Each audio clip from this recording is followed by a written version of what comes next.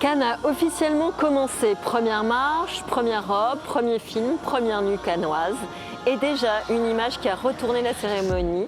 Theodora et Okello reprenant Get Back des Beatles devant Peter Jackson, palme d'honneur de cette 79e édition. Bienvenue dans Daily Croisette, votre rendez-vous quotidien sur la chaîne YouTube de Gala pour tout voir, tout savoir et tout comprendre de cette 79e édition du Festival de Cannes. Aujourd'hui, temps fort, les images de la cérémonie d'ouverture, les films qui entrent dans la compétition, les premiers looks du tapis rouge, notre archive INA du jour avec la grande Barbra Streisand, Michel Denisot en interview avec Pio Marmaille. Daily Croisette numéro 1, c'est parti.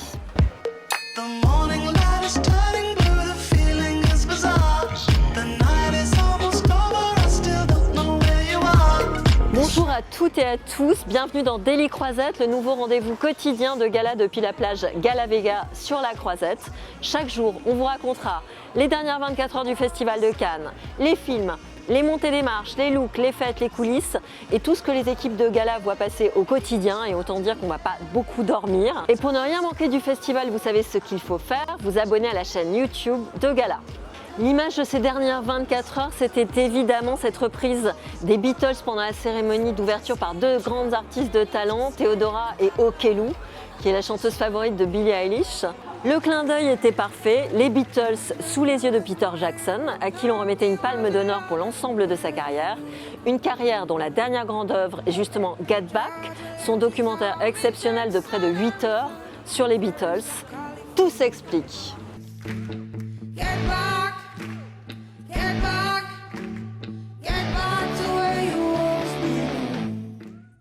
Et parce que Cannes, c'est une histoire qui se répète, on va inaugurer notre nouvelle rubrique, l'archive Ina Madeleine du jour.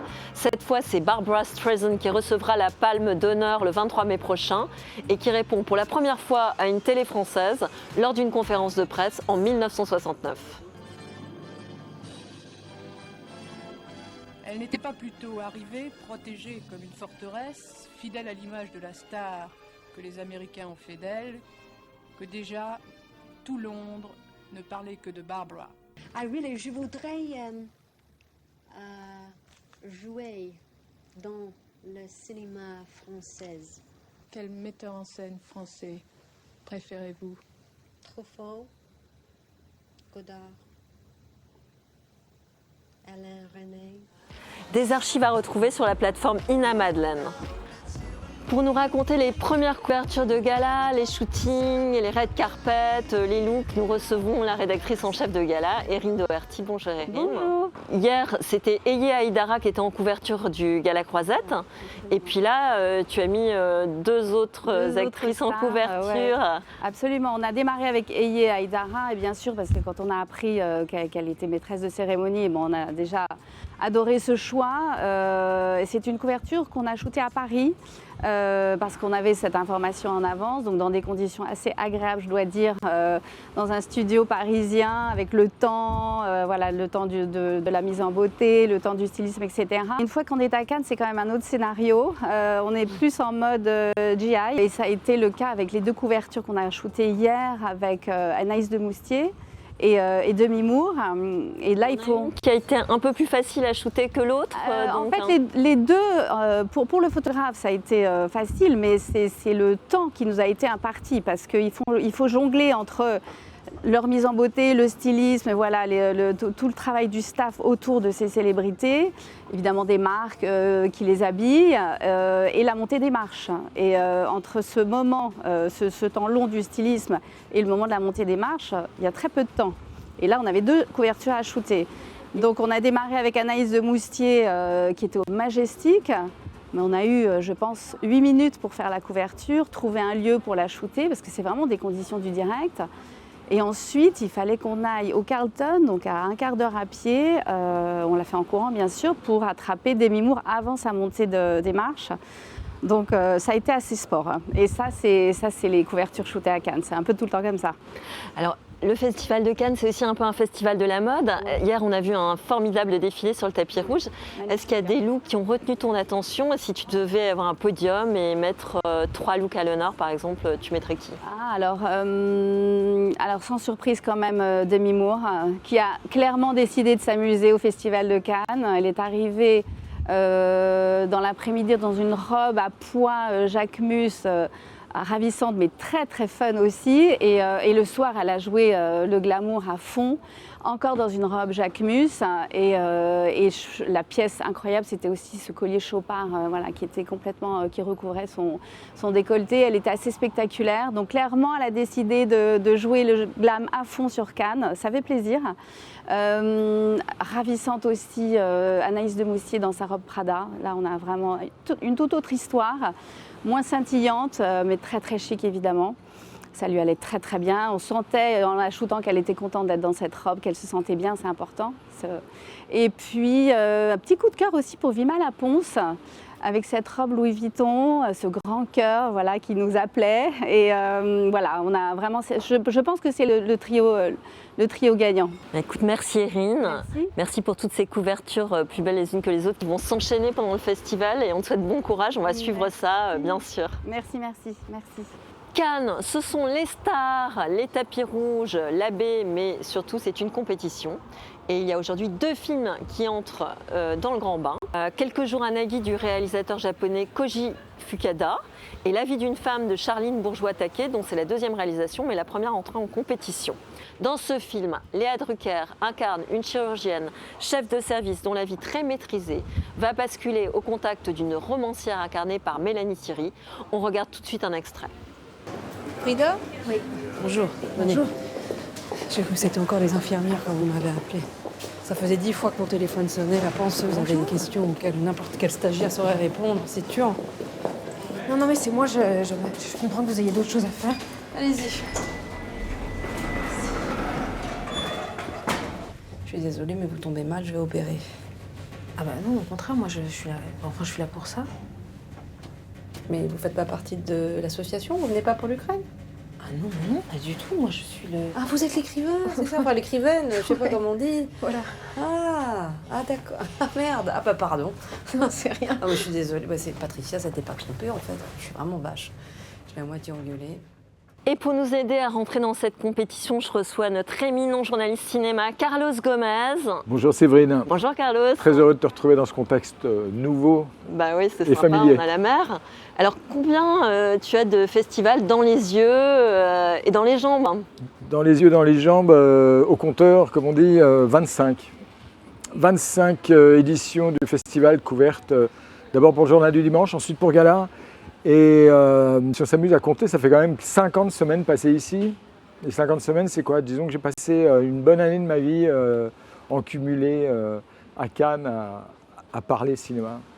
Bon, alors comment est-ce que tu sens cette nouvelle édition? Est-ce que c'est très glamour, très politique, très autoriste? Est-ce que tu as l'impression qu'il y a une tendance? Tu peux nous la donner? Tendance un peu tôt, mais disons glamour, glamour, le festival l'est toujours. Ça rime d'ailleurs. Alors effectivement, certains pleurent en disant que où sont les Américains, où sont les studios américains? Les studios américains qui véhiculent avec eux le glamour sont a priori pas là. Mais entre Demi Moore qui est dans le jury, entre Rami Malek qui sera au générique d'un des films américains très attendus ici, John Travolta qui va faire ses débuts comme réalisateur ici à Cannes, le glamour est là. Il y aura Scarlett Johansson aussi, tu oublies ça? Scarlett Johansson, pas des moindres. effectivement, partenaire de Adam Driver dans le film de James Gray. Et puis à côté de ça, tu disais, est-ce qu'il sera politique? Le festival l'est toujours, en tout cas le contexte l'est toujours. Un film n'est jamais volontairement politique, mais dans la mesure où les films parlent de notre quotidien, de notre vie, ils le deviennent. Oui, de la société, comme dans la cérémonie d'ouverture. Est-ce qu'il y a un film que tu attends particulièrement? Il y a une espèce de match USA-URSS qui m'intéresse. On parlait du film américain réalisé par Ira Sachs. Et puis d'un côté, le film Minotaur d'Andrei Zagintsev, qui est le réalisateur russe qui aujourd'hui est exilé en France, qui est un faiseur, un cinéaste de forme dont on attend, oui, beaucoup le film. Mais après, la surprise, ce serait par exemple que Almodovar ne trouve pas son public, ce qui ne va pas être le cas, parce que je m'avance, je n'ai pas le droit de le dire, mais le film est merveilleux et fait pour ce public français qui l'aime tant, quoi. Donc oui, politique, glamour. Tu parles de la France, justement, on est toujours un peu chauvin. Qu'est-ce qu'on attend sur les films français? Alors, sur les films français, ils sont nombreux, à commencer par le premier en compétition aujourd'hui, La vie d'une femme de Charline Bourgeois-Taquet, avec Léa Drucker. Là, oui, il y a une véritable attente. J'avais vu son précédent film qui s'appelait Les amours d'Anaïs, écrit et interprété par Anaïs de Mousty il y a quelques années, qui avait été présentée ici. Et c'est une femme, Charline, avec un discours, une vision, une pétulance comme ça, qu'on apprécie, qui doit pouvoir donner du bon cinéma. Et est-ce que tu peux nous dire, alors on va te retrouver tous les jours dans la version papier, le Gala Croisette. Qu'est-ce qu'on va trouver pendant cette quinzaine sous ta plume? Sous ma plume et sous la plume de mes camarades, Jean-Christian Hay, de Sébastien Catroux. Qu'est-ce qu'on va trouver? Alors la revue quotidienne des films qu'on voit au fur et à mesure. Et puis surtout, on a travaillé sur la story du festival, ce qui est toujours très amusant. On a fait un focus sur les airs de cinéma, quelques mélodies. Hier, on a entendu à l'ouverture Un homme et une femme de Lelouch. Voilà, on raconte l'histoire de 12 petites mélodies qui ont marqué l'histoire du festival. On a un format, j'ose dire, qui s'appelle Droit de remake. On s'est amusé à imaginer, tiens, si demain il fallait faire le remake de quelques grands films, qui on choisirait? Et on en a choisi comme ça une douzaine du Guépard à Un homme et une femme, justement, Le troisième homme, et Thelma et Louise, sans savoir que l'affiche officielle, ce serait le film de Ridley Scott.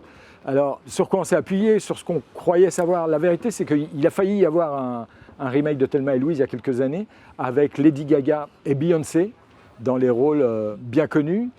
Ça s'est jamais fait, mais régulièrement, comme un serpent de mer, la rumeur reprendre la vigueur. Et de fait, dans un clip de Lady Gaga, les deux chanteuses, qui sont copines par ailleurs, s'amusaient à parodier un peu le film de Ridley Scott. Je ne sais pas si vous vous souvenez, c'était la chanson Téléphone. Donc voilà, ça fait partie des choses qu'on va voir. Et puis, il y a une page qui est très suivie aussi, c'est notre fameux Palmoscope que le monde qui chante et qui danse nous envie. C'est 12 critiques, journalistes, cinéma. C'est un panel très international, puisqu'on va du Corriere della Sera au Guardian anglais, en passant par un important média chinois, japonais. On a Luis Martinez de El Mundo, Didier Alouche pour Canal+. Et c'est une page qui est très regardée parce qu'elle donne une tendance. Ah oui, les étoiles sont très attendues, ce sont celles aussi de Laurent Delmas, qui est le monsieur cinéma de France Inter. Et voilà, c'est un jalon, c'est un repère pour les gens qui ici guettent la compétition. Ça, c'est dans le Gala Croisette. J'en profite pour annoncer que tous les jours dans le Daily Croisette, on suivra aussi la compétition sur la chaîne YouTube avec le Palmoscope. Merci Carlos, on te souhaite un bon festival et puis on te retrouvera régulièrement pour faire un point sur la compétition. Autre nouveauté cette année, on a un journaliste très éminent également, c'est Michel Denisot, qui va faire des interviews spéciales sur la plage Gala Vega. Moi, je serais pas contre un César. Hein. Ouais. Voilà, je vous le dis, si jamais. Vous êtes nommé souvent? 7 fois, ouais. 7 fois. Ouais. 7 fois, ça l'a pas encore pris. Vous avez un camion à saucisses aussi à un moment donné? Oui, j'ai eu un camion à saucisses. C'est pas commun, c'était un geste d'amour pour quelqu'un que j'ai aimé. Et on vendait des saucisses. Non mais quand j'y pense, on vend des saucisses pendant que je présentais les motos à des festivals. Donc j'avais ce camion, on vendait des saucisses, des bières. Enfin le truc a été rentabilisé très vite. Hein. C'est plus travaillé que 95% des interviews que je fais. Ah oui? Ah je suis sûr. Hein. Enfin, je veux dire même en termes de réalisation de trucs. Ouais. Voilà, Daily Croisette numéro 1, c'est déjà fini.